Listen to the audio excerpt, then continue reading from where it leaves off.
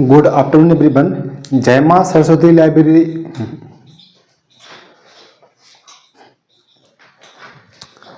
Good afternoon everyone, कैसे हैं आप लोग। जय माँ सरस्वती कोचिंग क्लासेस की ओर से आपको प्यार भरा नमस्कार।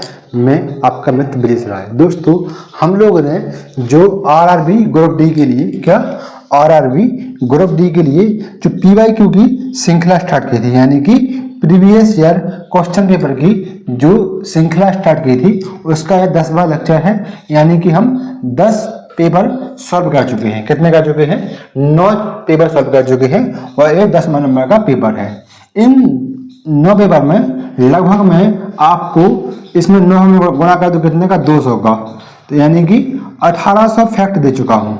कितना दे चुका हूँ? कम से कम 1800 फैक्ट दे चुका हूँ और इसमें से कम आपको 800 से 900 फैक्ट याद हो चुके हैं, अगर आपने ये पूरे लेक्चर ध्यान से देखे होंगे।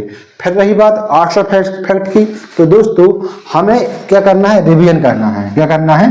रिवीजन करना है। रिवीजन। अब रिवीजन कैसे करना है? तो रिवीजन का एक क्रम होता है। एक होता है, इसमें एक फॉर्मूला यूज होता है 7, 21, 7, 21 और 42। ठीक है, यानी कि जो हमने क्लास देखी है उसे 7 बदन फिर से दिखना है।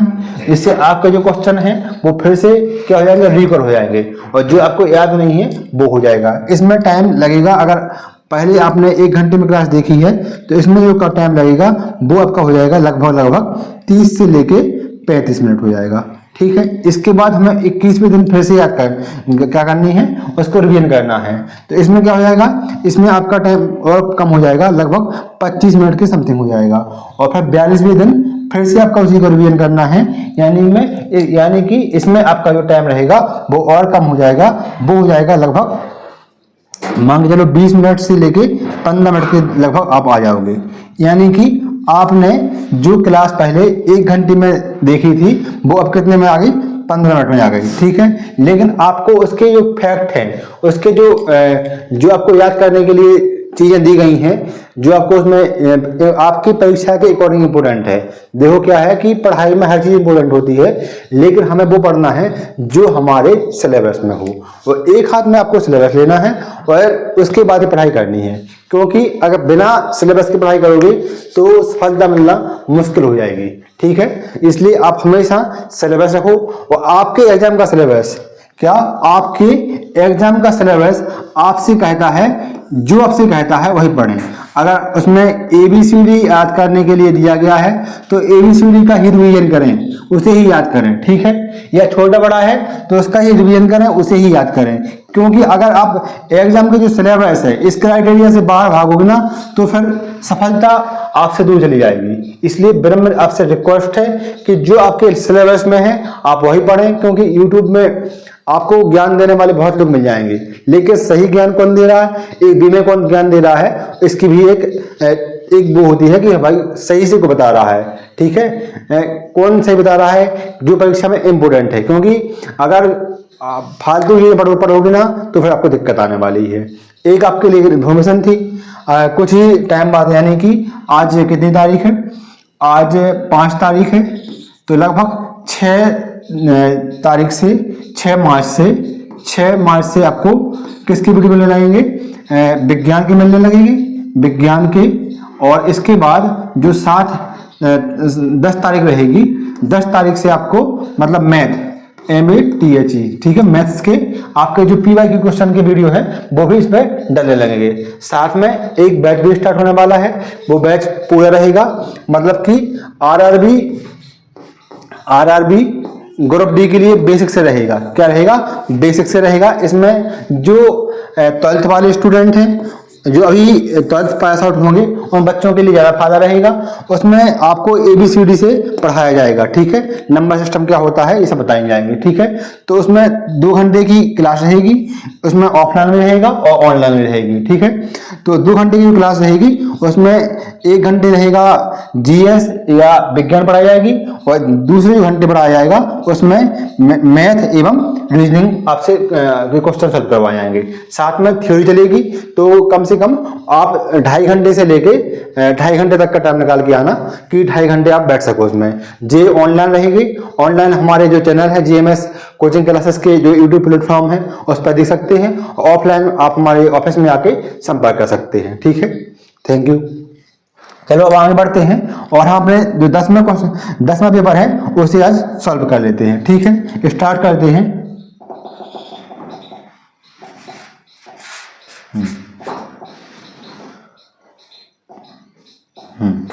ये रहा क्वेश्चन हमारा।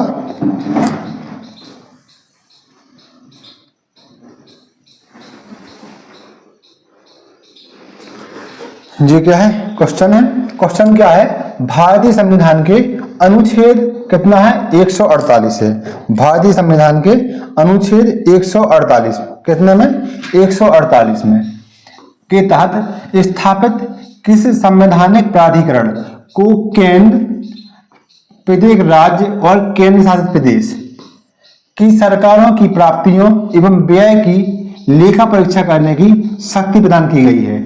ऑप्शन ए है इसमें क्या, भारत के नियंत्रक एवं महालेखा परीक्षक, इसे बोलते हैं CAG, क्या बोलते हैं, कैग बोलते हैं। ठीक है, दूसरा नाम है भारत का वित्त आयोग, क्या है, वित्त आयोग है जी। ठीक है, फाइनेंस कमीशन है। इसके बाद क्या है, भारत के महान्यायवादी। ठीक है, इसके बाद है क्या, डी ऑप्शन, भारत के महाधिवक्ता। तो दोस्तों इसका आंसर ए रहेगा, क्या रहेगा, ए रहेगा। और क्या रहेगा, CAG यानी कैग रहेगा, कैग। कैग दोस्तों भारतीय संविधान के किसमें है 148 से लेके 150 तक भारतीय संविधान में कैग की शक्तियों का और कैग की नियुक्ति वगैरह आदि का वर्णन किया गया है। ठीक है, ये किसमें है 148 से लेके 150वें अनुच्छेद में है। ठीक है, वर्तमान में इसका जो कैग है या जो इसका प्रेसिडेंट है कैग का, वो कौन है, अध्यक्ष कौन है, तो इसमें नाम आता है संजय। किसका नाम आता है, संजय का नाम आएगा। कौन है, हाँ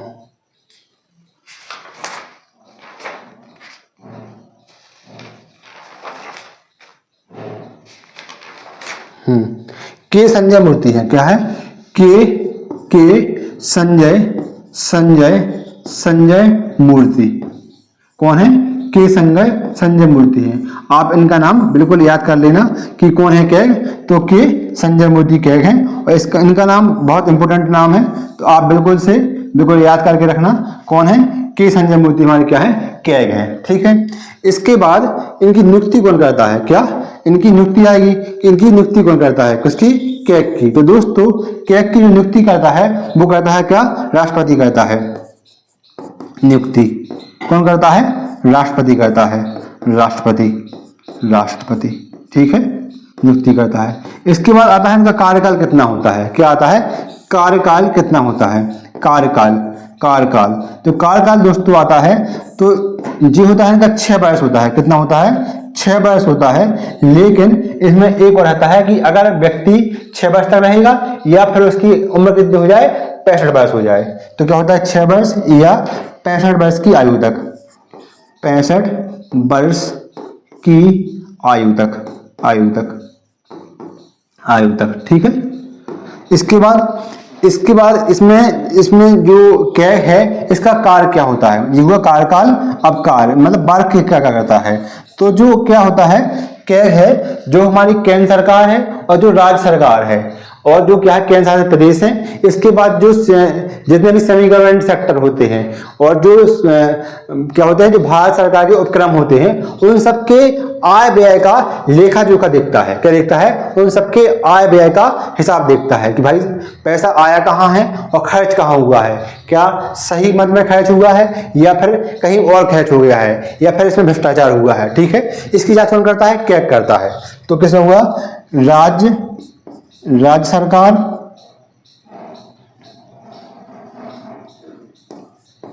सरकार, केंद्र सरकार, इसके बाद मतलब केंद्र शासित शासित शासित प्रदेश। ठीक है, इन सब की क्या दिखता है, लेखा जोखा दिखता है, आय व्यय का लेखा जोखा। किसका, आय व्यय का लेखा जोखा। एक बात और आपसे बतानी है कि जो कैग है, जो जिस क्या दिखता है, आय व्यय का लेखा जोखा दिखता है। तो ये मतलब कि जो खर्च पैसा हो चुका है उसके बाद का काम है। मतलब अगर आप सोचें कि कैग जो पैसा है उसे खर्च पर नियंत्रण नहीं करता है, क्या करता है, सब देखता है कि तुमने खर्च सही जगह किया कि नहीं किया। जैसे जो कोलगेट घोटाला हुआ था या जो कॉमनवेल्थ घोटाला हुआ था 2010 में, उस टाइम पे जो कैग थे उनका नाम था विनोद राय था। उनने बताया कि इसमें घोटाला हुआ है, तो जब उसमें काम हो चुका है उसके बाद ही चीज देखता है। ठीक है, क्या कहता है, उसके बाद देखता है। तो जिसके मेन फैक्ट थे किसके, कैग के, बैटमैन कौन है, के संजय मोहिती है। नियुक्ति किसने कौन करता है, राष्ट्रपति करता है। कार्यकाल 6 वर्ष से 12 वर्ष की आयु होता है और काल क्या होते हैं, जे होते हैं। इसके बाद है हमारा दूसरा ऑप्शन है, वो क्या है, भारत का वित्त आयोग। क्या है, वित्त आयोग, यानी कि फाइनेंस कमीशन, वित्त आयोग। दोस्तों जो वित्त आयोग है भारत का, उसका वर्णन भारतीय संविधान के, क्या, भारतीय संविधान के अनुच्छेद 280 में है। कितने में है, 280 में। तो जो फैक्ट आपको दे दिया है, अनुच्छेद कितना है, 280 है। इसे आप लोगों को याद कर लेना, यहाँ से क्वेश्चन आता है। ठीक है, इसके बाद इसके में जो संरचना होती है, क्या होती है, संरचना होती है। संरचना मतलब इसमें एक क्या होगा, प्रेसिडेंट होगा और कोई कुछ सदस्य होंगे। तो इसमें क्या है, एक क्या है, प्रेसिडेंट होता है और 4 क्या होते हैं, इसके मेंबर होते हैं। मतलब कि कुल 5 सदस्यीय आयोग है। इसके बाद इसका जो कार्यकाल होता है, क्या होता है, कार्यकाल होता है, कार्यकाल। ठीक है, वो कितना वर्ष होता है, लगभग 5 वर्ष होता है। इसके बाद वर्तमान में क्या, 15वें नंबर के कैग, 15वें कौन, वित्त आयोग के अध्यक्ष, वित्त आयोग के अध्यक्ष कौन थे, ठीक है, कौन थे, प्रेसिडेंट कौन थे, इनका नाम था N.K. सिंह। क्या नाम था, N.K. सिंह नाम था। ठीक है, अब ये एक नया वित्त आयोग आ गया है, वो है 16वें नंबर का, 16वें नंबर का जो वर्तमान में चल रहा है। ठीक है, 16वें वित्त आयोग के अध्यक्ष रहेंगे वित्त आयोग, क्या, वित्त आयोग के प्रेसिडेंट कौन बनाए गए हैं, जी बनाए गए हैं अरविंद पनगड़िया। जैसे अरविंद पनगड़िया, दोस्तों अरविंद पनगड़िया वही व्यक्ति हैं जो पहले नीति आयोग में कार्य किया करते थे। ठीक है, कौन है, अरविंद पनगड़िया।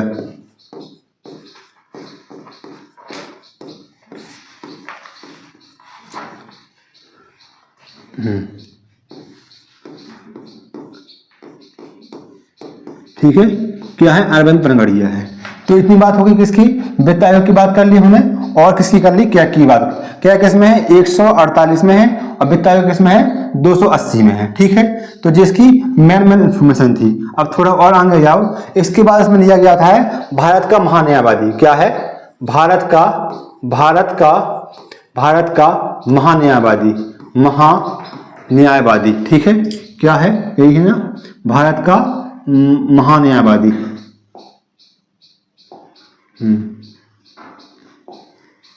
भारत का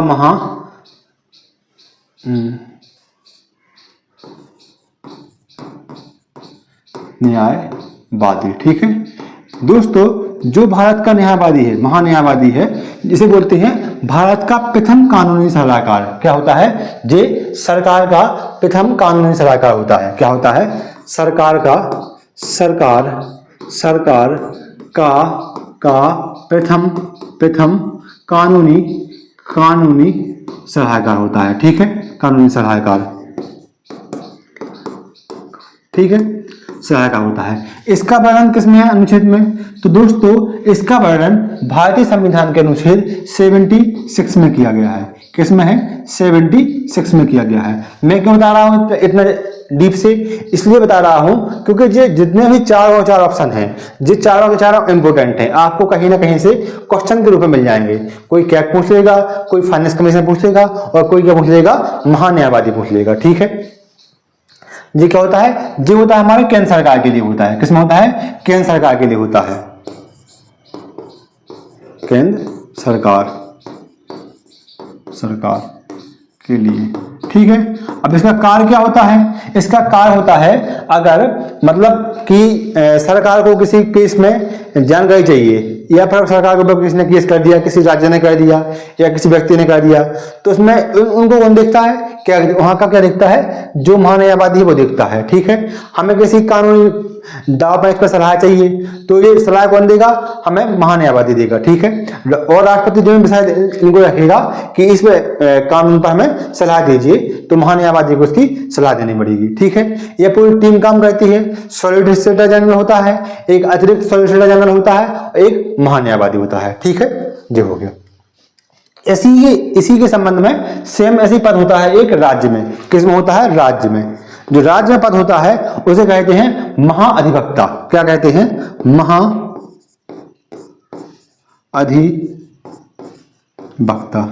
क्या कहते हैं, महाअधिवक्ता कहते हैं। अब जे कौन होता है, इसमें जे कौन से नंबर के आर्टिकल में है, जी है 165 में। कितने में है, 165 में दिया गया है। और क्या क्या महान्यायवादी किसमें है, 76 में है। किसमें है, 76 में। तो याद रखना महान्यायवादी 76 में, और जो क्या है, महाअधिवक्ता। क्या है, महाअधिवक्ता जो राज्य में काम करता है, जो राज्य सरकार को सलाह देता है, वो किसमें है, 165 में है, ठीक है। अगर आपको कमेंट करके बताना है कि जो भारतीय संविधान के किस भाग में है, कौन सा जो महान्यायवादी है वो किस भाग में है, और जो महाधिवक्ता है वो भारतीय संविधान के किस भाग में उसका वर्णन किया गया है, ठीक है। ये एक आपको टेक्निकल क्वेश्चन है, अगर आप बता सको तो कमेंट करके बता सकते हैं, ठीक है। तो हमारे चारों के चार हमने ऑप्शन देख लिए हैं। तो मतलब भारत का महाधिवक्ता नहीं होता है, भारत का क्या होता है, महान्यायवादी होता है, जबकि राज्य का होगा वो महाधिवक्ता होगा। जैसे मध्य प्रदेश में क्या होगा, महाधिवक्ता होगा, और जो केंद्र सरकार में है वो क्या होगा, वो होगा महान्यायवादी होगा। उसका वर्णन किसमें है, अनुच्छेद 76 में है। जो राज्य यानी कि मध्य प्रदेश का महाधिवक्ता, उसका वर्णन किसमें है, 165 उसमें है, अनुच्छेद में दिया गया है। आगे बढ़े जाएगा क्वेश्चन, ये शानदार क्वेश्चन किसका है, पॉलिटिकल का है, साइंस का है, ठीक है। देखो क्वेश्चन क्या है, क्वेश्चन है बढ़िया शानदार क्वेश्चन है, सरल क्वेश्चन है, पढ़ो, इसमें मजा आएगा आपको। संवैधानिक औपचारिकों के अधिकार से आप क्या समझते हैं, कानून के समक्ष प्रत्येक व्यक्ति समान है, ठीक है। जिसका अर्थ है कि देश के कानून के अनुसार सभी को समान सुरक्षा प्रदान की गई है। बिल्कुल सही बात है, ठीक है। सभी भाषाएं, धार्मिक अल्पसंख्यकों अपने स्वयं के शिक्षण संस्थान स्थापित कर सकते हैं। ये भी सही है, ये भी बात है, ठीक है। यदि किसी नागरिक को लगता है कि सरकार द्वारा मौलिक अधिकारों का क्या किया गया है, उल्लंघन हुआ है, तो वे न्यायालय में जा सकते हैं। ये बात भी सही है। भारत में किसी भी व्यक्ति को स्वतंत्र रूप से घूमने और कहीं भी रहने का अधिकार दिया गया है। ये भी सही है, ठीक है। लेकिन क्वेश्चन क्या है, संवैधानिक औपचारिकों के अधिकार से आपका क्या समझते हैं, क्या अभिप्राय है, तो उसका ऑप्शन हो जाएगा सी हो जाएगा। क्या हो जाएगा, सी। इसमें क्या है कि अगर क्या है, जो सरकार है, सरकार के द्वारा जो आपके मौलिक अधिकार हैं यानी कि फंडामेंटल राइट्स दिए गए हैं, अगर उनका उल्लंघन हुआ है तो आप क्या कहा जा सकते हैं, जो हमारा हाई कोर्ट है और सुप्रीम कोर्ट है उसमें जाके न्याय प्राप्त कर सकते हैं, ठीक है। आप समझो इसी, तो इसका आंसर क्या है, सी है। अब समझते हैं जो हमारे क्या है, मूल अधिकार है। क्या है, मूल अधिकार। मूल अधिकार इनका वर्णन किसमें है, भारतीय संविधान के अनुच्छेद किसमें है, अनुच्छेद 12 से लेके कहां तक है, 12 से लेके 35 तक है। अगर हम भाग की बात करें, क्या करें, भाग की बात करें तो भाग 3 है, ठीक है। कितने अनुच्छेद है हमारे, उनकी संख्या कितनी है, संख्या कितनी है अधिकारों की, तो 6 अधिकार हैं। कितने हैं, 6 हैं। कौन कौन सा, समानता का अधिकार, स्वतंत्रता का अधिकार, शोषण के विरुद्ध अधिकार, इसके बाद संवैधानिक औपचारिकों का अधिकार, इसके बाद धार्मिक शिक्षा का अधिकार और धर्म को मानने का अधिकार, ठीक है। जी वाला है, अल्पसंख्यकों के लिए है। 6 अधिकार हो जाते हैं। अब बात किसकी आती है, जी हो गया, संख्या कितनी है, 6 है। अब जो जी हो गया, ठीक है। अब है क्या पहला ऑप्शन, देखो इसमें पहला ऑप्शन क्या है, कानून के समक्ष प्रत्येक व्यक्ति समान है, मतलब समानता का अधिकार से लिया गया है, समानता का अधिकार। ये किसमें है, 14वें जो अनुच्छेद 14 है उसमें बात की गई है किसकी, कानून के समक्ष समानता की बात की गई है, ठीक है। इसके बाद जे है, जे यदि किसी नागरिक को लगातार, मतलब कि हमारा क्या है, संवैधानिक उपचारों का अधिकार, संवैधानिक उपचारों का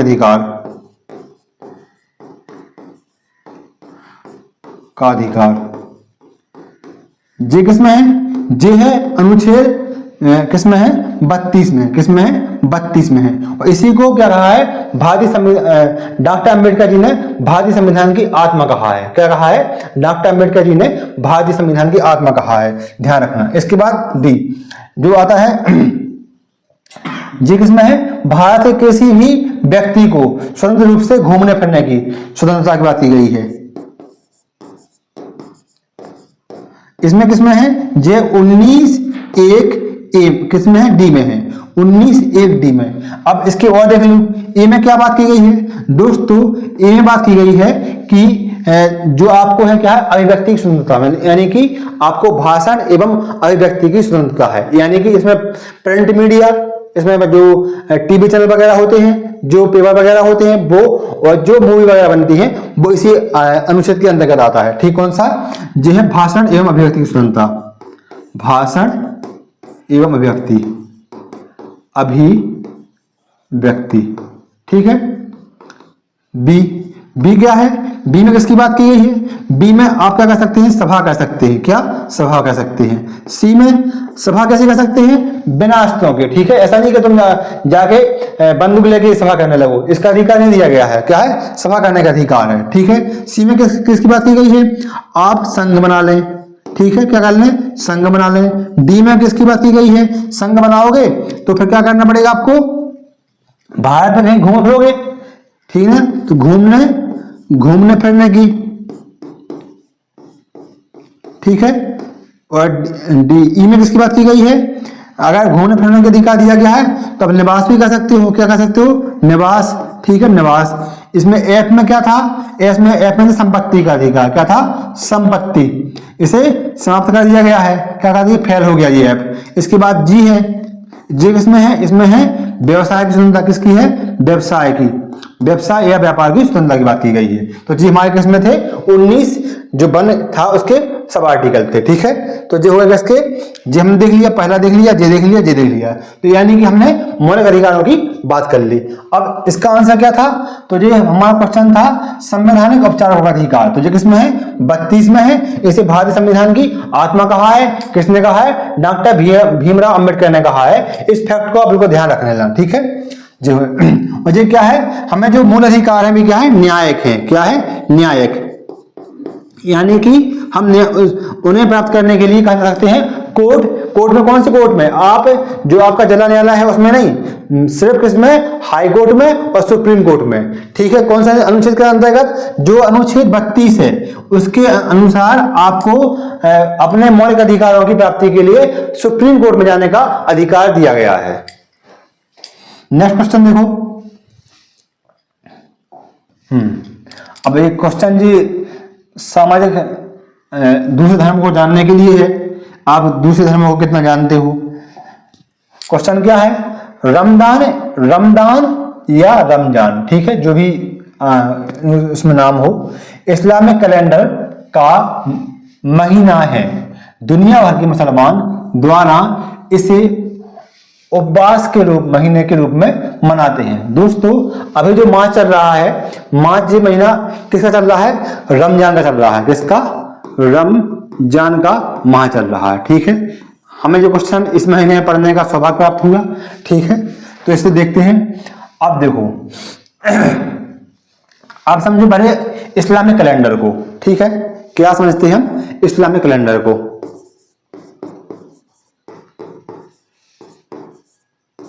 इस्लामिक कैलेंडर,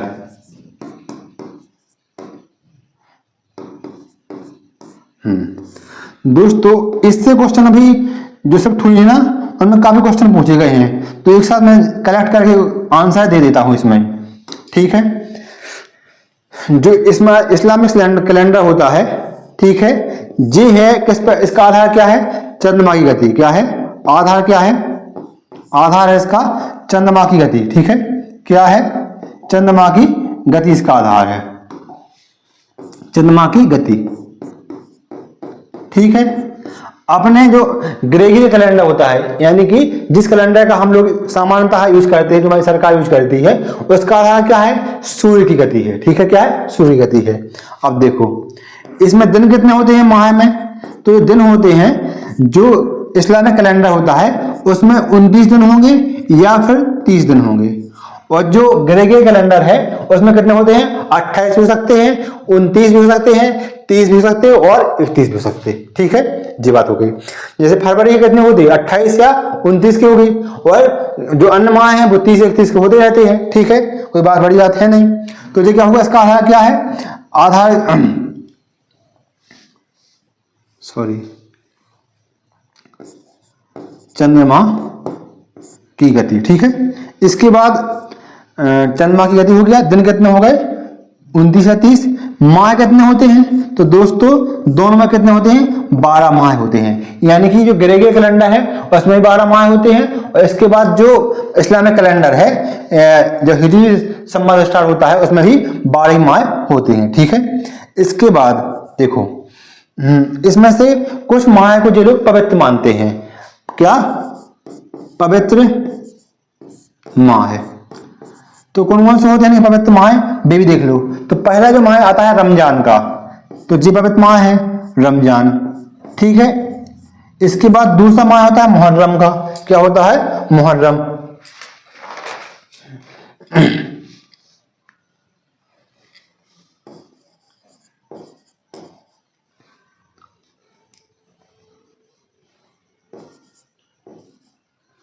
मुहर्रम, क्या मुहर्रम। ठीक है, मुहर्रम।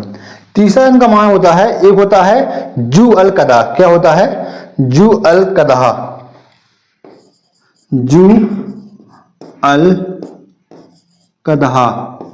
ठीक है, और एक होता है, वो होता है जू अल हिजा। क्या होता है, जू अल हिजा, हिजा। ठीक है, जू अल हिजा होता है। तो ये इतने माह हैं इनके। और एक होता है रजब। क्या होता है, रजब। क्या होता है, रजब। तो ये इनके पवित्र माह होते हैं। ऐसा माना जाता है कि जो ये माह होते हैं ना, जैसे रमजान होगा, मुहर्रम होगा, जू अल कदा होगा, जू अल हिजा होगा, रजब होगा, इन माह को जो लोग पवित्र मानते हैं, और अगर मतलब इन माह में क्या कहते हैं, युद्ध नहीं करते हैं। क्या नहीं, जो मुस्लिम है वो क्या नहीं करते हैं, युद्ध नहीं करते हैं। मतलब कि अगर उन पर ऐसा हमला हो जाए कि वहां उनकी मतलब मृत्यु सुनिश्चित हो जाए, तब तो वे अस्त्र उठाएंगे, नहीं तो इन माह में वो अस्त्र नहीं उठाते। ठीक है, तो ये पवित्र माह होगा। एक होता है, एक क्वेश्चन बनता है इसमें कि जो क्या है, जो हमारा ग्रेगरी कैलेंडर है और जो इस्लामिक कैलेंडर है, इसमें जो बरस में जो दिनों का अंतर होता है वो कितना होता है। तो जो अंतर होता है वो मतलब 11 से 12 दिनों का अंतर होता है। कितना, 11 या 12 दिन का अंतर होता है। अंतर कितने दिन का अंतर होगा, 11 का होगा या फिर 12 दिनों का अंतर होगा। ठीक है जी, हो गया। तो जी इतनी बात थी। मतलब चंद्रमा की गति पर आधारित होते हैं, दिन कितने होते हैं माह में, 29 या 30 होंगे, माह कितने होंगे, 12। पवित्र माह कौन कौन से हैं, रमजान, मुहर्रम, जू अल कदा, जू अल हिजा और रजब। ठीक है, अंतर कितना होता है साल में, 12 या 11 दिन का अंतर होता है। तो जी वाला क्वेश्चन है जो अंतर वाला, जिसके पहले वाले जो शिफ्ट हुई है उसमें पूछा गया था। अभी पूछा गया है कितने में, अभी पूछा गया है कि जो रमजान है, रमजान वो कौन से नंबर का माह है, तो दोस्तों वो 9वें नंबर का माह है। किसमें का, 9वें नंबर का माह है। इसके और माह है, अगर आप जानना चाहते हो तो गूगल में जाके सर्च भी कर सकते हो कि कौन कौन से माह होते हैं। ठीक है, नेक्स्ट क्वेश्चन। हाँ, एक क्वेश्चन ये है, ये थोड़ा सा अच्छा क्वेश्चन है, आप इसे भी देख सकते हैं। क्वेश्चन क्या है, क्वेश्चन है पेट्रोलॉजी। क्या है? पेट्रोलॉजी है, मतलब कि एक क्या है? एक विज्ञान है। क्या है? विज्ञान है। पेट्रोलॉजी के संबंध में निम्न में से कौन सा कथन सही है? दोस्तों यह क्या होता है? जो सेल की उत्पत्ति, संरचना और संगठन। क्या? जो सेल होती है, मतलब कि जो चट्टान होती है, उसकी उत्पत्ति किस प्रकार से होती है, उसका स्ट्रक्चर किस प्रकार का है, यानी कि संरचना किस प्रकार की है, और उसमें संगठन मतलब उनका निर्माण कैसे होगा। क्या है? संगठन। इन सब का जो अध्ययन किया जाता है वो कहलाता है क्या? पेट्रोलॉजी कहलाता है। क्या कहलाता है? पेट्रोलॉजी कहलाता है। ठीक है, लॉजी कहलाता है। तो जो इसके संबंधित है, तो ये आपको इसे याद करना पड़ेगा। ये इसके लिए कोई ऑप्शन है नहीं, और कुछ एक लिस्ट दी गई है लूसेंट में अलग अलग विज्ञान के बारे में, तो आप उसे भी याद कर सकते हो। उससे जो क्वेश्चन, एक नया क्वेश्चन अगर आपके पेपर में आएगा तो आप उसे सॉल्व करके बन जाएगा। ठीक है, नेक्स्ट बढ़ते हैं आगे। नेक्स्ट क्वेश्चन जी है, ये करंट क्वेश्चन उस टाइम का, तो इसका मतलब नहीं है करने का। ठीक है, अब आया जी वाला क्वेश्चन। जी है हमारा किसका? जी क्वेश्चन हमारा है, शानदार क्वेश्चन है, करंट का है, लेकिन बाद में तुम्हारे काम आ जाएगा जी। ठीक है, क्या क्वेश्चन? जुलाई 2022 तक प्राप्त जानकारी के अनुसार निम्न में से कौन सा संगठन स्कूल टू स्कूल, क्या स्कूल टू स्कूल कार्यक्रम चलाता है जो शहरी ग्रामीण बच्चों के लिए के बीच सहानुभूति सम्मान का रिश्ता बनाता है? एक और आपसे बात करनी थी, बात ये करनी थी, मेरा जो क्वेश्चन बनाने का उद्देश्य ये है कि आप पढ़ने का तरीका समझ जाएं।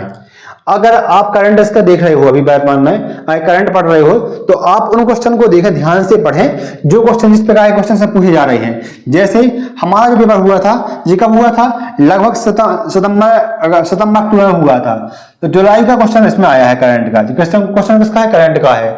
तो ऐसे क्वेश्चन भी पूछे जाते हैं। तो इन सब पर जो न्यूज आती है, जो भी आप चैनल देखते हो इसका करंट अफेयर्स का, उसमें आप जाके इन सब चीजों को अपनी कॉपी में नोट करते जाएं, जिससे आपको बाद में दिक्कत नहीं होगी। क्योंकि जो स्टैटिक वाला पार्ट है ना, वो तो कंप्लीट इसमें लेक्चर से होता जा रहा है। जो जी के इसके बाद जो आपको करंट वाला पार्ट रहेगा ना, वो आपको करंट अफेयर्स से ही कंप्लीट करना पड़ेगा। क्योंकि उसके क्वेश्चन आपको कम से कम 5 माह का, क्या 5 माह का करंट अफेयर्स करके रखना है, जिससे जब पेपर आपका हो ना, उससे 5 महीने पहले तक का करंट आपको अच्छे से कर लेना है, जिससे क्वेश्चन उससे बाहर ना है। और एक आपके में जो फैक्ट आएंगे वो 1 लाइन फैक्ट आएंगे, ज्यादा अंधा जाने की जरूरत नहीं है उसमें करंट में कि बहुत ज्यादा अंधा जा रहा है। जो स्पीडी की बुक आती, आप उससे उसे कंप्लीट कर सकते हो और ये आराम से।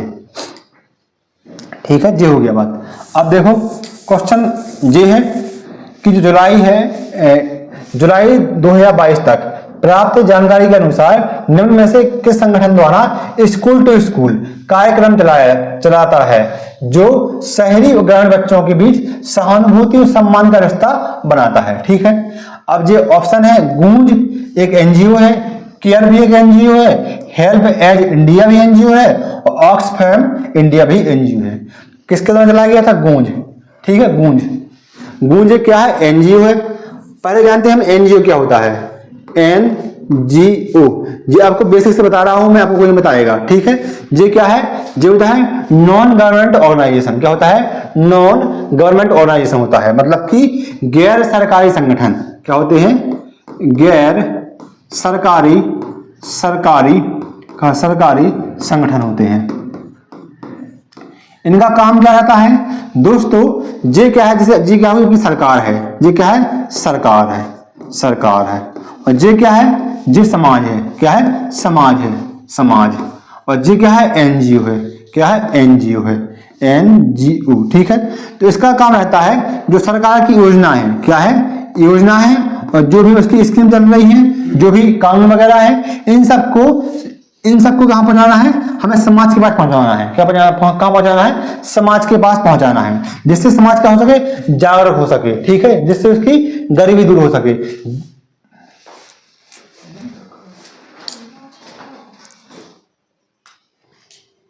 अरे तेरे, तो जो हमारा एनजीओ है वो काम क्या करता है कि जो हमारी सरकार है, सरकार की क्या होती है? योजनाएं होती हैं, और कुछ पॉलिसी वगैरह होती हैं और कुछ भी काम करती है, ठीक है। उन सब की कानून वगैरह की उन सब की जानकारी कहाँ पहुंचाता है, समाज में पहुंचाता है। समाज को क्या कहता है, जागरूक करता है, बताता है कि सरकारी कौन कौन सी योजना है, कौन कौन से कानून हैं, आप क्या क्या फायदा ले सकते हैं, ठीक है।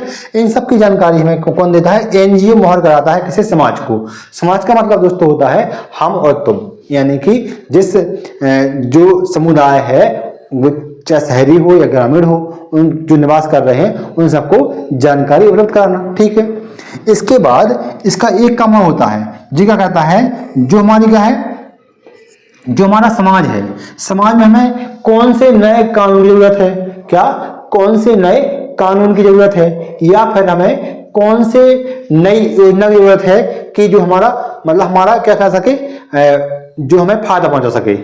तो इन सब की जो जानकारी है या जो कमी है, समाज की कमी क्या है, क्या उसमें मतलब रोजगार की कमी है, क्या चीजें हैं, वो कौन देखता है, वो भी एनजीओ देखता है। और उन सब की जानकारी किसे देता है, सरकार को देता है, ठीक है। आप देखते हुए कि कभी कभी सर्वे करने के लिए लोग आ जाते हैं कि इस एनजीओ से आए हैं और हमें सर्वे करना है कि इस गांव में कितने पक्के मकान हैं, कितने लोगों के पास इनकी बेसिक इनकम कितनी है, इन सब की चीजें सर्वे की जाती हैं, ठीक है।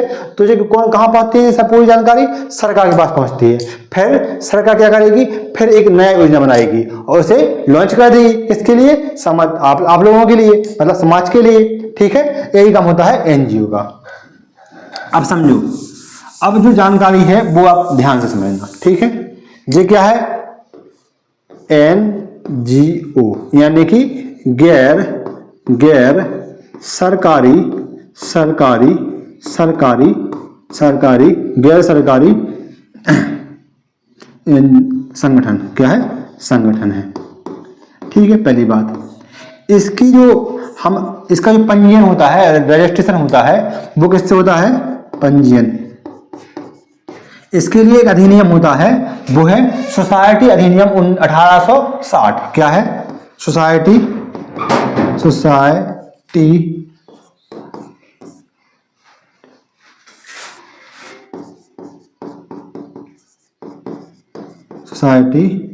अधिनियम 1860।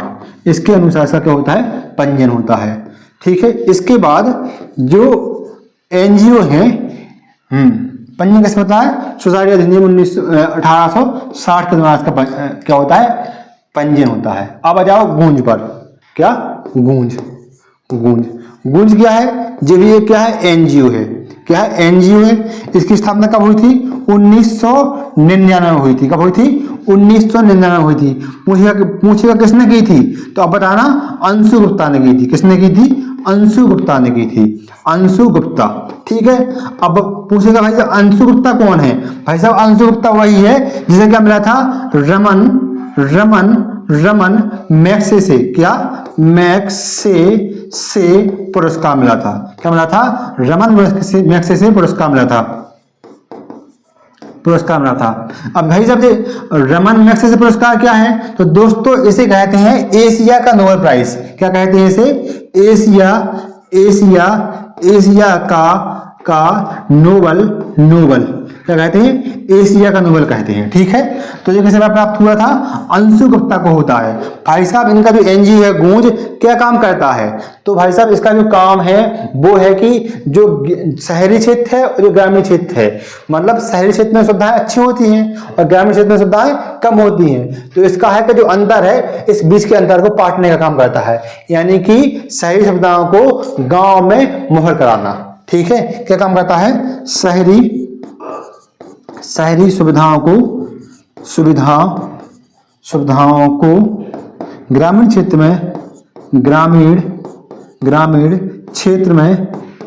में मुहर कराना, मतलब उपलब्ध कराना, ठीक है।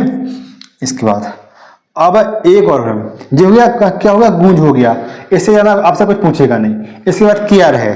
क्या है, केयर मतलब आपकी सहायता करेगा, भाई साहब केयर करेगा, भाई साहब आपकी मतलब क्या कर रहा है, हेल्प कर रहा है, ठीक है। जो केयर है, तो केयर का जो काम है वो क्या है, गरीबी निवारण, और हाँ क्या है काम इसका, गरीबी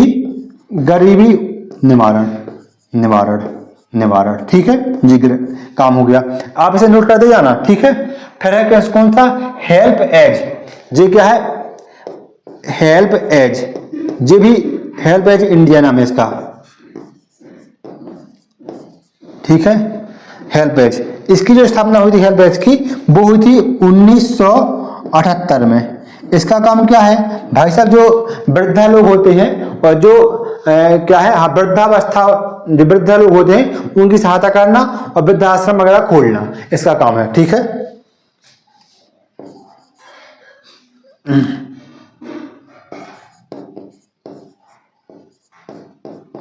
बुजुर्गों की सहायता करना, सहायता करना, ठीक है, सहायता करना। इसके बाद इसका एक और संगठन है, उसको भी देख लो, उसका नाम क्या है, वो है ऑक्सफैम इंडिया। कौन सा है, ऑक्सफैम इंडिया, ऑक्सफैम इंडिया, इसका काम क्या है, जो ऑक्सफैम इंडिया है, क्या है, ऑक्सफैम इंडिया है, इसकी स्थापना हुई थी 2008 में। कब हुई थी, 2008 में। इसका यही है गरीबी निवारण और समानता स्थापित करना, क्या, गरीबी निवारण,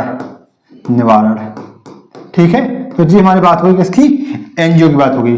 कौन कौन से हमने देखे, सबसे पहले देखा हमने गूंज क्या है, एक एनजीओ है और इसकी स्थापना कब हुई थी, 1999 में हुई थी। कब हुई थी, 1999, यानी कि 1999 में हुई थी, ठीक है। किसने की थी, अंशुल गुप्ता ने की थी और रमन मैग्सेसे पुरस्कार ने दिया गया था। और रमन मैग्सेसे पुरस्कार को क्या कहा जाता है, भारत का नोबेल प्राइज कहा जाता है, ठीक है, सॉरी, एशिया का नोबेल प्राइज कहा जाता है। किसका, एशिया का नोबेल प्राइज कहा जाता है। इसके बाद है केयर, किसके लिए काम करता है, गरीबी के लिए काम करता है। फिर क्या है, हेल्प एज इंडिया है, इसकी स्थापना 1978 में हुई थी और जो बुजुर्ग महिलाएं हैं या जो वृद्धाश्रम चलते हैं उनके लिए देखभाल करता है। इसके बाद ये है क्या, ऑक्सफैम है, जे इसकी स्थापना 2008 में हुई थी और गरीबी निवारण के लिए काम करता है। नेक्स्ट क्वेश्चन देखो,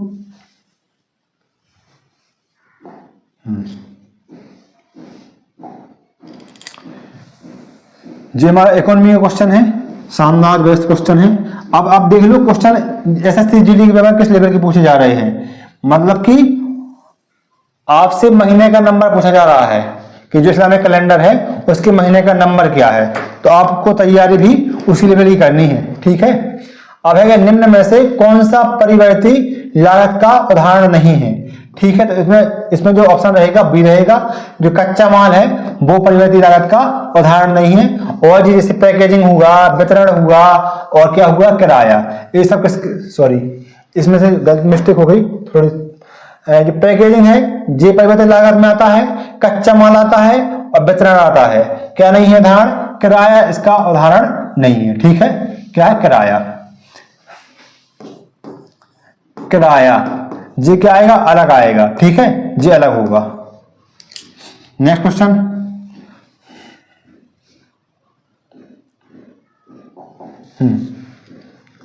अब आप थोड़ा सा दिल थाम के बैठ जाना। इसमें कुछ फैक्ट हैं जनगणना के संबंधित, तो आपको एक साथ सबसे फैक्ट में दे देता हूं जिससे आप उसे याद कर सको, ठीक है। आपको कहीं फर्क नहीं पड़ेगा, एक साथ ले लो और याद कर लो। इसमें से एक नया क्वेश्चन आने की संभावना रहती है, ठीक है। जनगणना, ठीक है, पहले बात कर लेते हैं दोस्तों। जो जनगणना होती है इसका जो उद्देश्य होता है वो होता है कि हम अपने जो हमारे, जैसे आपका मान लो आपका घर है, घर में कितने सदस्य हैं, ये रहता है कि भाई इतने सदस्य हैं, इनकी जी आवश्यकता है। किसी को बीएड करनी है, किसी को अभी छोटा है तो 9th में पढ़ रहा है, उसकी अलग आवश्यकताएं होंगी, किसी को धंधा खोलना है, तो इन सबके लिए क्या करना है, व्यवस्था बनाते हैं हम। उसी प्रकार से देश में भी क्या होता है, काउंटिंग होती है, उसी काउंटिंग कहते हैं जनगणना। जनगणना क्यों की जाती है, क्योंकि हमें क्या करना है, देश का सामाजिक और आर्थिक विकास करना है। आर्थिक विकास मतलब क्या, हमें रोजगार उपलब्ध कराना है, हमें उनके लिए संसाधन मुहैया कराना है, उद्योग स्थापित करने हैं, ठीक है। सामाजिक विकास क्या, हमें सामाजिक समरसता बना के रखनी है, ठीक है। हमें शिक्षा, स्वास्थ्य, जीवन स्तर में सुधार करना है, ठीक है। उनके जो स्टैंडर्ड है, लाइफ स्टैंडर्ड, उसे ऊपर उठाना है, इन सबके लिए काम करना है। तो इसके लिए क्या बनती है, योजना बनती है। योजना सही कब बन पाएंगे, जब आपके पास सही इन्फॉर्मेशन होगी। सही इन्फॉर्मेशन कब आएगी, जब उसकी क्या होगी, जनगणना होगी, ठीक है। तो दोस्तों हर 10 वर्ष बाद क्या होती है, जनगणना होती है, ठीक है। अब इसका उद्देश्य क्या रहता है, सामाजिक और आर्थिक विकास करना, ठीक है। क्या करना, सामाजिक और आर्थिक विकास करना। अब समझो इससे संबंधित फैक्ट, ठीक है। जनगणना, ठीक है, कितने वर्ष में होती है,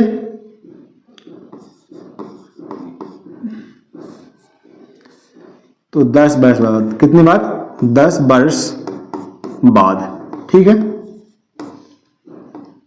ठीक है। इसके बाद इसका उद्देश्य क्या रहता है, क्या उद्देश्य क्या होता है, तो दोस्तों इसका उद्देश्य होता है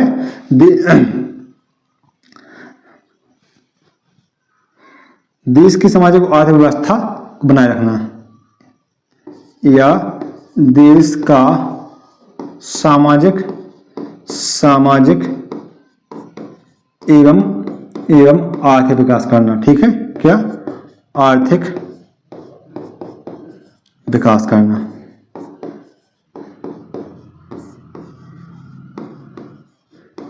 ठीक है। इसके बाद तीसरा क्या आता है, तीसरा होता है, पहला क्या होगा, कार्यकाल कितना वर्ष, 10 वर्ष। उद्देश्य क्या होता है, देश का सामाजिक एवं आर्थिक विकास करना। इसके बाद अब हम जानते हैं प्रथम जनगणना। क्या, प्रथम जनगणना। दोस्तों पहले जनगणना हुई थी, वो हुई थी जनगणना का काम तो ऋग्वेदिक काल से चल रहा है, उसके ज्यादा क्वेश्चन नहीं आते वहां से। जहां से क्वेश्चन आते हैं वो देखो कहां से हुई थी, 1872 में हुई थी। उस टाइम पर जो गवर्नर जनरल थे उनका नाम था लॉर्ड, क्या नाम था, लॉर्ड मियो नाम था। क्या नाम था, मियो नाम था, लॉर्ड मियो। आपने इनका नाम हिस्ट्री में पढ़ा होगा, ठीक है। जे मतलब कि इसे उतना व्यवस्थित जनगणना नहीं कहा जाता है। क्या नहीं कहा जाता है, उतना व्यवस्थित जनगणना नहीं कहा जाता है, ठीक है। लेकिन जब व्यवस्थित रूप से जनगणना की बात करें तो वो डेट आती है 1882 होती है। क्या होती है, 1882। तो हम लिख लेते हैं व्यवस्थित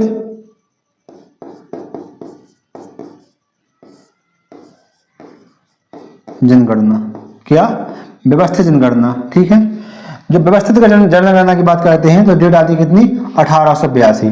और इस टाइम पर जो गवर्नर जनरल थे उनका नाम था लॉर्ड रिपन, ठीक है, लॉर्ड रिपन, ठीक है। जो लॉर्ड रिपन थे इसे विकेंद्रीकरण का पिता कहा जाता है भारत में, ठीक है। डिसेंट्रलाइजेशन इन्होंने स्टार्ट करवाया था। तो कौन थे, लॉर्ड रिपन थे। इसके बाद और देख लो, उस टाइम पर जो एक इसमें पद होता है जनगणना में, होता है जनगणना आयुक्त का। क्या होता है, जनगणना आयुक्त का। तो उस टाइम पर मतलब 1882 में जो जनगणना आयुक्त थे उनका नाम था CW, क्या नाम था, उनका नाम था WC पिलोडेन। क्या नाम था, WC पिलोडेन, ठीक है। ये मैं इसलिए बता रहा हूं कि पहला है शायद पूछ ले, क्योंकि SSC GD कम नहीं रहा और RRB भी कम नहीं है। आपने क्वेश्चन देख लिए हैं कैसे पूछे जा रहे हैं, ठीक है। इसके बाद अब देखो, जी इतनी बात हो गई। तो ये बात थी आजादी की पहले वाली बात हो गई। अब देखो हमारा बन गया संविधान, ठीक है, संविधान बन गया। तो संविधान के बाद हमने जनगणना को कौन से अनुसूची में रखा, क्वेश्चन ये भी आता है। क्वेश्चन ये आता है कि जनगणना कौन कराता है, केंद्र सरकार कराती है, राज्य सरकार कराती है, ठीक है, ये भी आता है। क्वेश्चन यही पूछा जाता है कि जो जनगणना है उसके लिए कोई कानून वगैरह है कि नहीं है, तो उसके लिए कुछ कानून है, तो उसकी बात भी कर लेते हैं। अब हम बात करते हैं संविधान में, संविधान, ठीक है। अब इसकी बात करें तो जो हमारी क्या है, सबसे पहले बात है कौन सी, केंद्रीय सूची। तो जो जनगणना है वो क्या है, केंद्रीय सूची का विषय है, केंद्रीय सूची का विषय है, भाई साहब जो केंद्रीय सूची है उसमें कौन से नंबर पर है, तो उसमें इसका जो नंबर है वो 60 क्या है, उसमें इसका जो नंबर है वो है 69वें नंबर, मतलब 69वें नंबर पर क्या है कि केंद्रीय सूची में लिखा है कि जनगणना कौन करवाएगा, केंद्र सरकार करवाएगी। ठीक है। दूसरी बात, इसके संबंध में अनुच्छेद है, तो हाँ अनुच्छेद भी है। कौन सा अनुच्छेद है, तो अनुच्छेद नंबर है 246। क्या है, 246 में जनगणना की बात की गई है। इसके लिए कोई कानून है या कोई अधिनियम है, तो है। कौन सा है, जनगणना अधिनियम। क्या है, जनगणना अधिनियम। ये कौन से नंबर का है, 1948 में, जब हमारे जो होम मिनिस्टर थे उस टाइम पर, यानी कि हम बात कर रहे हैं किसकी, सरदार वल्लभ भाई पटेल की, तो उनके टाइम पर ये कानून पास हुआ था, जनगणना अधिनियम 1948। ठीक है। इसके बारे में बात करें, ये 3 फैक्ट हो गए इसके बारे में। ठीक है। अब हमें बात करना है कि जो हमारी क्या है, केंद्र सरकार है। केंद्र सरकार है, क्या है, केंद्र सरकार। केंद्र सरकार में जो हमारा जनगणना है वो कौन करवाता है, तो जनगणना का काम करती है, कौन करता है, गृह मंत्रालय। कौन करता है, गृह मंत्रालय। अब कौन सा गृह मंत्रालय, मतलब केंद्रीय, कौन सा, केंद्रीय गृह मंत्रालय। भाई राज्य में भी गृह मंत्रालय होता है, तो केंद्रीय गृह मंत्रालय जनगणना का काम करता है। उसमें भी कौन करता है, उसमें एक अलग से विभाग होता है, उसका नाम होता है क्या, जनगणना महारजिस्ट्रार एवं जनगणना आयुक्त। क्या होता है, महारजिस्ट्रार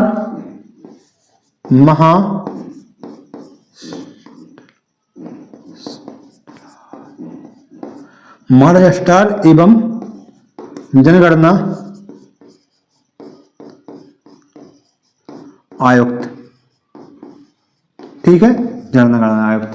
ठीक है। अभी वर्तमान में कौन है, तो दोस्तों अभी वर्तमान में है, उनका नाम है क्या, श्री मृत्युंजय कुमार नारायण। क्या नाम है, श्री, वर्तमान में कौन है, वर्तमान कौन है, श्री मृत्युंजय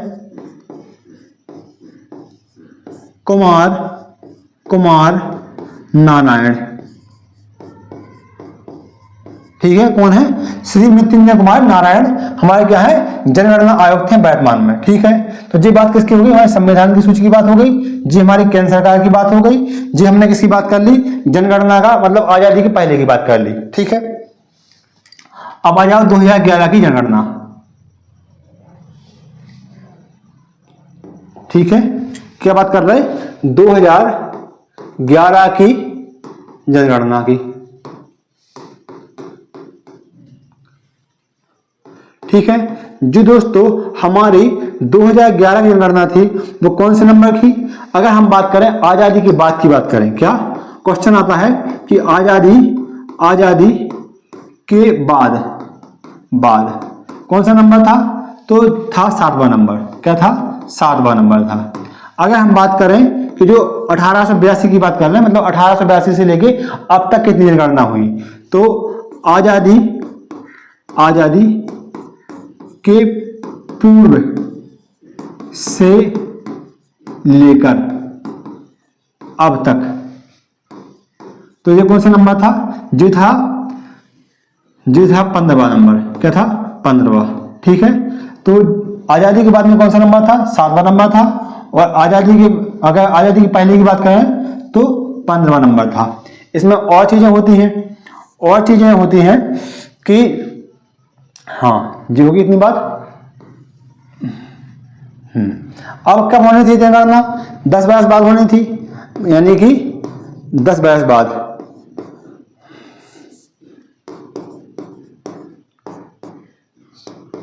कब होनी थी, यानी कि 2021 में होनी थी, लेकिन नहीं हुई।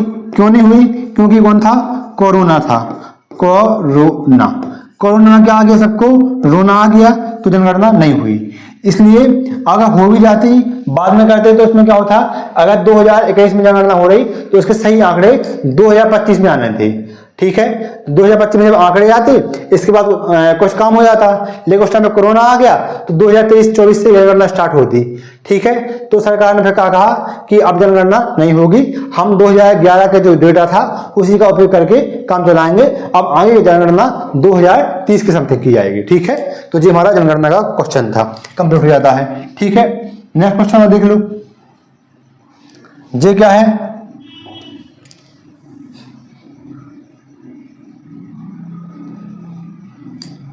हाँ, क्वेश्चन ये है कि निम्नलिखित में से निम्नलिखित में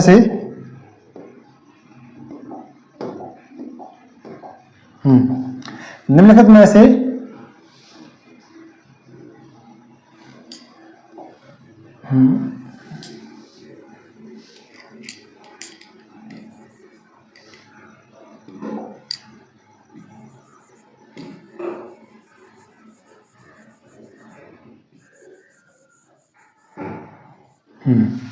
इनमें से कौन सी सरकार के लिए पूंजीगत प्राप्ति है?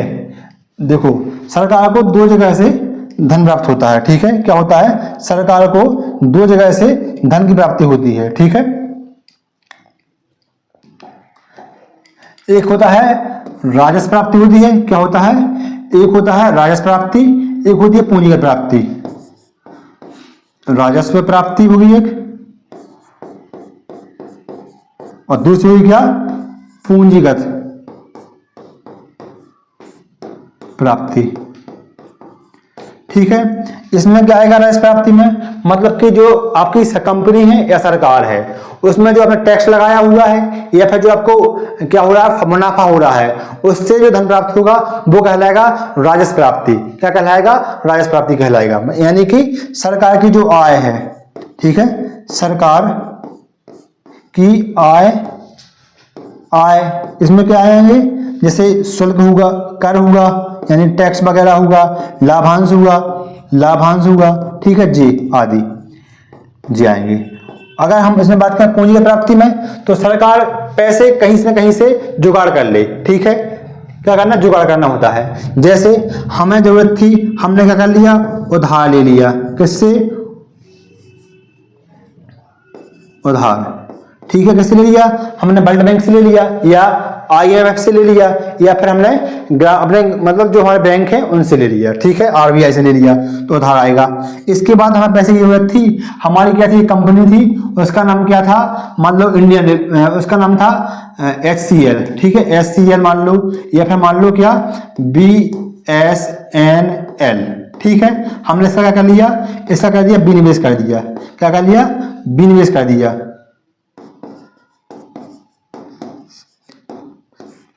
इसका मतलब होता है डिसइन्वेस्टमेंट, मतलब कि जो हमारी कंपनी थी, मतलब कि इसमें 100% जो शेयर थे वो किसके थे? सरकार के थे, लेकिन सरकार ने शेयर क्या कर दिए? बेच दिए। कितने? 50%। तो अब इसमें सरकार हिस्सेदारी कितनी थी? 50% बची ना। पैसा तो सरकार के पास आ गया, लेकिन क्या आया? संपत्ति बेच के पैसा आया ना। क्या आया? संपत्ति बेच के आया, तो क्या आएगा? विनिवेश आएगा, निवेश, ठीक है। और क्या आएगा इसमें? और क्या है? संपत्ति का विनिवेश, विदेश से वहां की संस्थाओं से प्राप्त मतलब ऋण, यानी कि IMF वगैरह से प्राप्त क्या हो जाएगा? ऋण हो जाएगा इसी में। इसके बाद क्या है?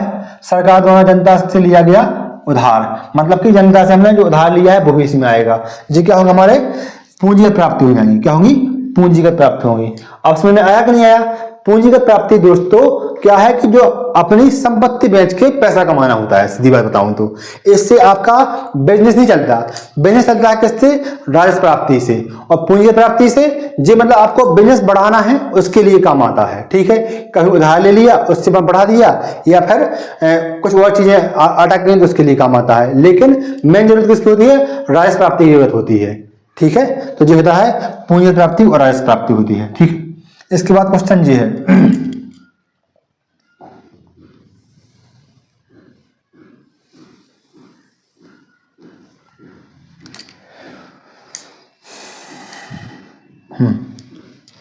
ये क्वेश्चन सरल सा है, कोई ज्यादा इसमें ऑप्शन है नहीं।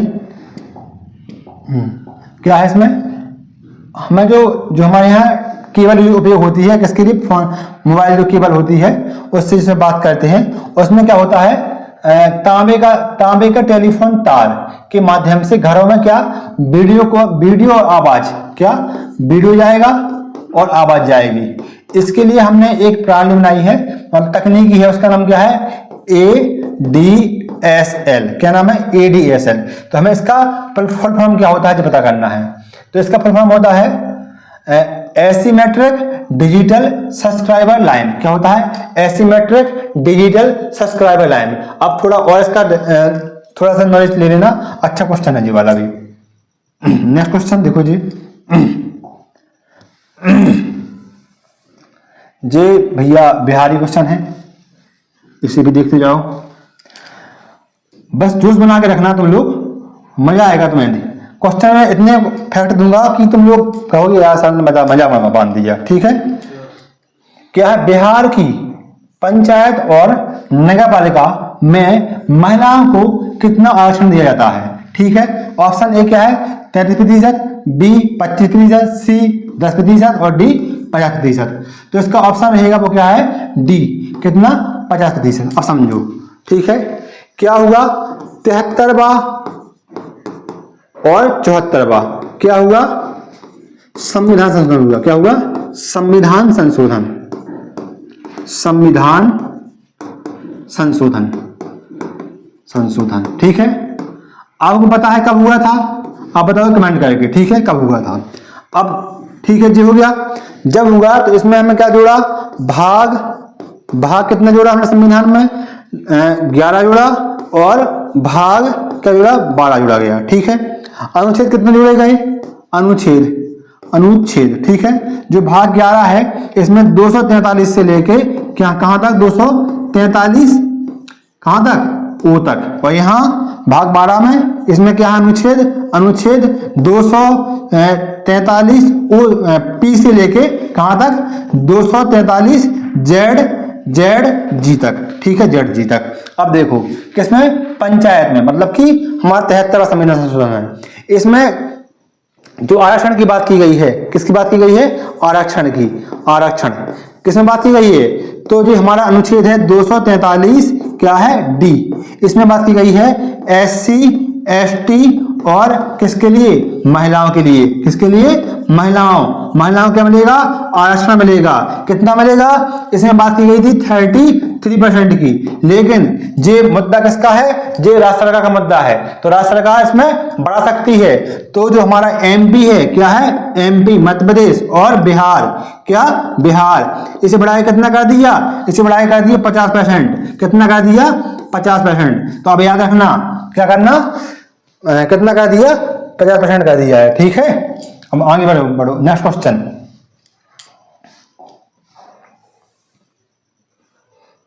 जे किसका है केमिस्ट्री क्वेश्चन है, छोड़ दो इसे जी। आ गया जिसका आप अभी उपयोग बहुत करके आए हो, उसी का है 2 महीने से जो उपयोग हो रहा था उसी का क्वेश्चन है। क्वेश्चन क्या है, गंगा नदी के आसपास रहने वाली आम जनता नमामि गंगे, कौन सा नमामि गंगे कार्यक्रम में कैसे भाग ले सकती है। ऑप्शन ए पीने से पहले पानी को उबालकर कॉलीफॉर्म बैक्टीरिया, जो कॉलीफॉर्म बैक्टीरिया होता है जी पाया जाता है मल में, किसमें पाया जाता है मानव मल में पाया जाता है। ठीक है, को नष्ट करना तो जी तो है नहीं। इसके बाद नदी में मच्छर के लार्वा को खाने वाली मछलियों को डालना। जो मछली होती है नदियों में, जो मच्छरों के लार्वा को खाने वाली मछली होती है उनका नाम होता है गैम्बुजिया मछली। क्या नाम होता है गैम्बुजिया।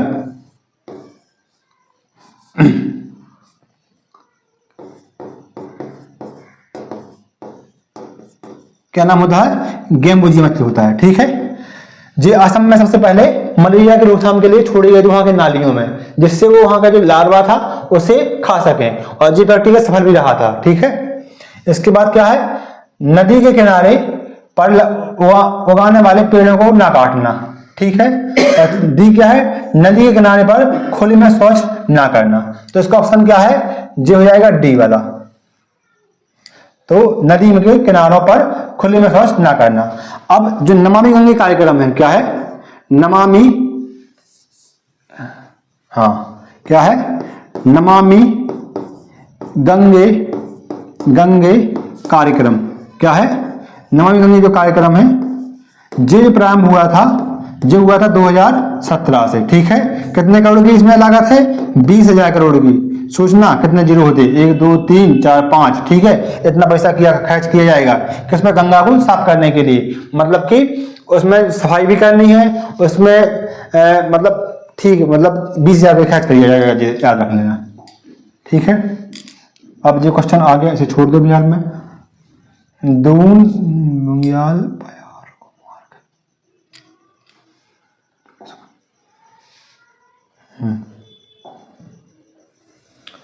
जो क्वेश्चन है एक अच्छा क्वेश्चन है, इसे देख सकते हो। क्या है, निम्नलिखित में से कौन सा एक वन्यजीव अभयारण्य नहीं है। जो क्वेश्चन गलत छप गया था, ठीक है, गलत आ गया था। जे सुंदरबन, नीलगिरी, मानस और पचमढ़ी, ये दोनों क्या है, सबके सब अभयारण्य है, क्या है नेशनल पार्क है, क्या है नेशनल पार्क है, एनपी है, ठीक है। वन्यजीव अभयारण्य नहीं है, ठीक है, इसलिए गलत हो गया जी, हटाओ इसे। इसके बाद जो है ईपीएफ। चलो दोस्तों आज इतने ही रहते हैं, ठीक है। नया जो लेसन स्टार्ट होगा वो कल से होगा, ठीक है। आज लगभग मैंने आपको 25 क्वेश्चन करवा दिए हैं, 25 से शायद 30 क्वेश्चन हो चुके हैं। आप इनका रिवीजन कर लेना और जितने भी मैंने आपको फैक्ट बताए हैं उसे भी आप पढ़ लेना ध्यान से, ठीक है। आपसे एक विनम्र रिक्वेस्ट है, प्लीज आप मेरे चैनल को सपोर्ट कीजिए, यानी कि सब्सक्राइब कीजिए, कमेंट कीजिए। अगर उसमें कुछ गलती है तो मैं उसमें जरूर सुधार करने की कोशिश करूंगा। आप लाइक कीजिए, अनलाइक कीजिए, लेकिन कुछ ना कुछ प्रतिक्रिया जरूर दीजिए, ठीक है। साथ में शेयर भी कीजिए। थैंक यू दोस्तों।